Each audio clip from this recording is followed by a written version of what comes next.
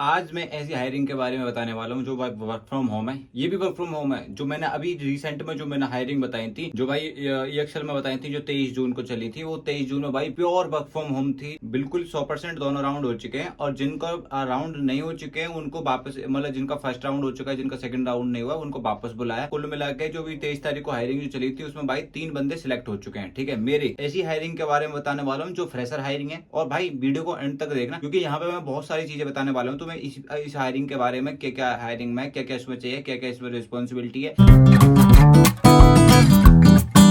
Hello दोस्तों, कैसे भी बड़े अच्छे होंगे, स्वस्थ होंगे भाई, फाइनली मस्त होंगे। सो भाई आज मैं ऐसी हायरिंग के बारे में बताने वाला हूँ जो भाई वर्क फ्रॉम होम है। ये भी वर्क फ्रॉम होम है जो मैंने अभी रिसेंट में जो मैंने हायरिंग बताई थी, जो भाई EXL में बताई थी, जो 23 जून को चली थी। वो 23 जून में भाई प्योर वर्क फ्रॉम होम थी। जो भाई बाकी अगर मैं बताऊं, अगर अपडेट की, अगर मैं रिस्पॉन्स की बात बताऊं, तो भाई मेरे 3 बंदों ने आके कमेंट करा है इंस्टाग्राम पे, बोला है कि भाई बिल्कुल 100% दोनों राउंड हो चुके हैं। और जिनका राउंड नहीं हो चुके हैं उनको वापस, मतलब जिनका फर्स्ट राउंड हो चुका है, जिनका सेकंड राउंड नहीं हुआ, उनको वापस बुलाया। तो भाई मतलब कहने का मैं कुल मिला के जो भी 23 तारीख को हायरिंग जो चली थी उसमें भाई 3 बंदे सिलेक्ट हो चुके हैं। ठीक है, मेरे जो मैंने भेजे थे और तैयारी करी अच्छी खासी उन्होंने, और आराम से गए थे, क्योंकि मैंने पहले ही बता दी थी कि भाई एक दिन बीच में आराम से तैयारी करो, आराम से तैयारी करके जाओगे 100% हो जाएगा, कहीं भी जाने की, भटकने की जरूरत नहीं है। तो बेसिकली आज अपने टॉपिक्स पे आते हैं। तो मैं आज ऐसी हायरिंग के बारे में बताने वाला हूँ जो फ्रेशर हायरिंग है। और भाई वीडियो को एंड तक देखना, क्योंकि यहाँ पे मैं बहुत सारी चीजें बताने वाला हूँ। तो मैं इस हायरिंग के बारे में, क्या क्या हायरिंग में क्या क्या इसमें चाहिए, क्या क्या इसमें रिस्पॉन्सिबिलिटी है,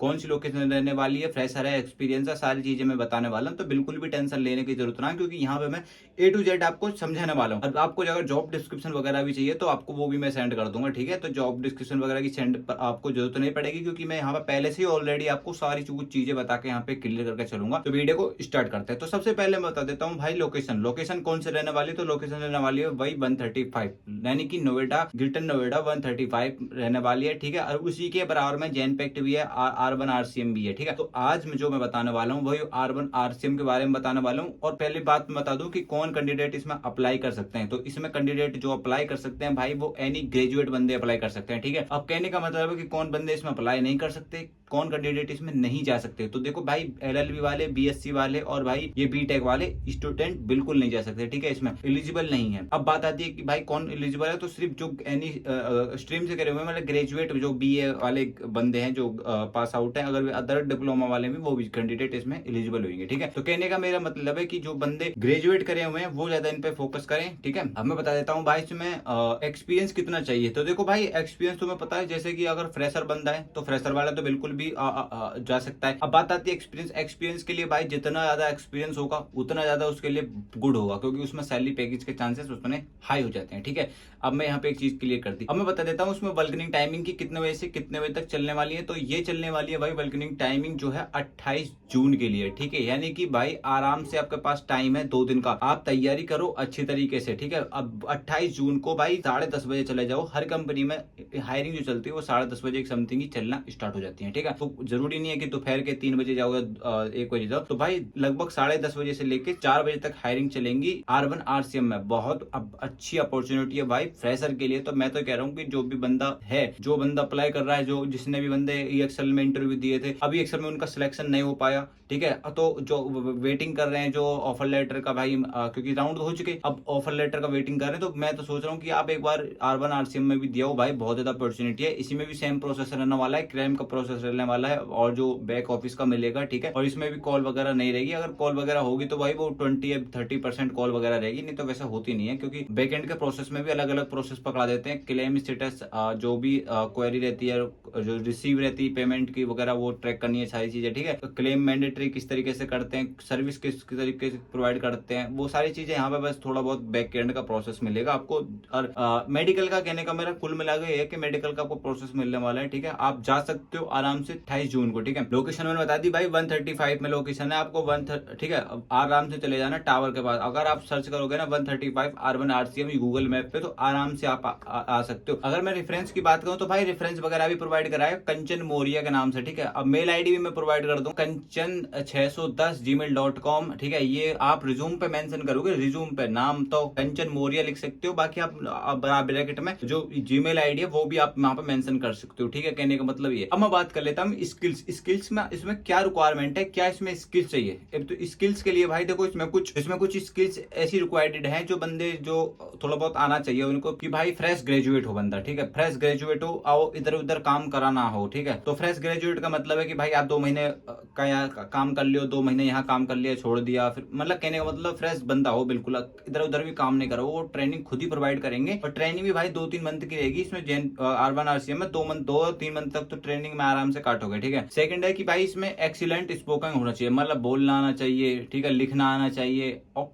क्विक लर्नर होना चाहिए, मतलब अगर एक बार पढ़ लिया तो भाई इसको याद हो जाना चाहिए, ठीक है। और प्रॉब्लम सॉल्विंग वाला सीन होना चाहिए, ऐसा नहीं है कि भाई भूल जा रहे हो, तो वो भी चीज थोड़ा सा ध्यान रखना है। और भाई थोड़ा बहुत सपोर्ट करना आना चाहिए बंदे को, कि ऐसा नहीं है कि भाई अकेला अकेला काम कर रहा है अपना, तो बंदों को जो इस तरीके से सपोर्ट है ना अपनी टीम में जो वर्क मिलेगा वो उसमें सपोर्टेड होना चाहिए। तो कहने का मतलब ये कुल मिलाकर टाइपिंग स्पीड आपको भाई 30 या 35 रखनी है, 30 तो रखनी है, 30 या 25, ठीक है। मतलब कहने का मतलब मेरा ये है कि भाई 30 तो होनी चाहिए, ठीक है, 30 या 25 तो आप रख सकते हो आराम से, इसमें कोई बड़ी बात नहीं है। मैंने आपको रेफरेंस वगैरह बता दी, कंचन मौर्य है, ठीक है। आप रिज्यूम पे अपने जो रिज्यूम है उसमें आप मेंशन करोगे कंचन मौर्य टॉप कॉर्नर पे, ठीक है। तो जो भी कैंडिडेट है भाई 28 तारीख को जाओ, आराम से इंटरव्यू दो और कोई टेंशन वाली बात नहीं है। अब बात आती है कि भाई EXL में हायरिंग चल रही है नहीं चल रही, तो देखो EXL में भाई हायरिंग चलती रहती है, ठीक है, डेली चलेंगी। और आज भी थी हायरिंग, 25 को कल को भी थी हायरिंग, ठीक है, कल भी है, तो लेकिन वो थी जो वो अलग प्रोसेस में बीकॉम BBA वाले के लिए थी, वो आज और कल जो हायरिंग चलेंगी, ठीक है। तो अब मेरे कहने का कुल मिला के ये है कि जो भी EXL में हायरिंग आ रही है चल रही है उनका आपको मैं अपडेट टू अपडेट बताता रहूंगा। तो मेरे चैनल पर भाई सब्सक्राइब कर लो, क्योंकि जो फर्स्ट टाइम आ रहे हो ना वो तो भाई बिल्कुल कर ले, क्योंकि यहाँ पे मैं हायरिंग से रिलेटेड डेली, आज देखो आज को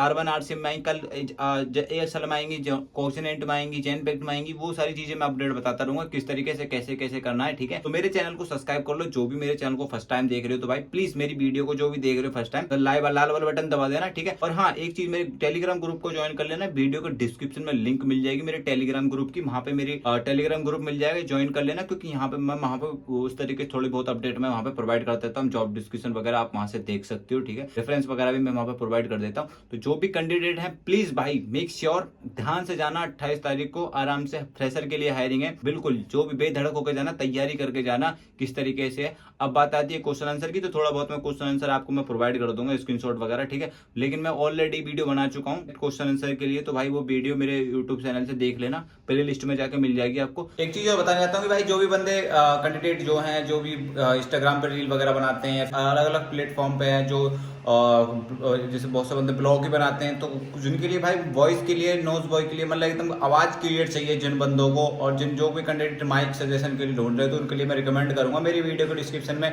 टैग करे हुए हैं, आप उन्हें बाय कर सकते हो भाई, ठीक है, कम प्राइस में, चीपेस्ट प्राइस में। बोआ MM1 बहुत अच्छा माइक है भाई, ठीक है, और माइक ऐसा कि आप जो भी एंड्रॉयड है वो भी आप लगा सकते हो, और जो भाई एप्पल के लिए वो भी आपको स्क्रीन पे शो हो जाएंगे वो प्रोडक्ट, ठीक है। और चाहिए बुक्स किताब वगैरह जो भी आइटम आपको है, आपको डिस्काउंट भी मिलेगा, सस्ता भी मिलेगा, ठीक है। तो मेरे लिंक से भाई नीचे क्लिक करके आप परचेस कर सकते हो। और जो भी मेरी फैमिली में एंड तक ब्लॉग तक देखता रहे, तो भाई प्लीज सब्सक्राइब कर लो। तो मिलते हैं किसी नेक्स्ट ब्लॉग में नए हायरिंग के साथ, तब तक के लिए भाई जय हिंद।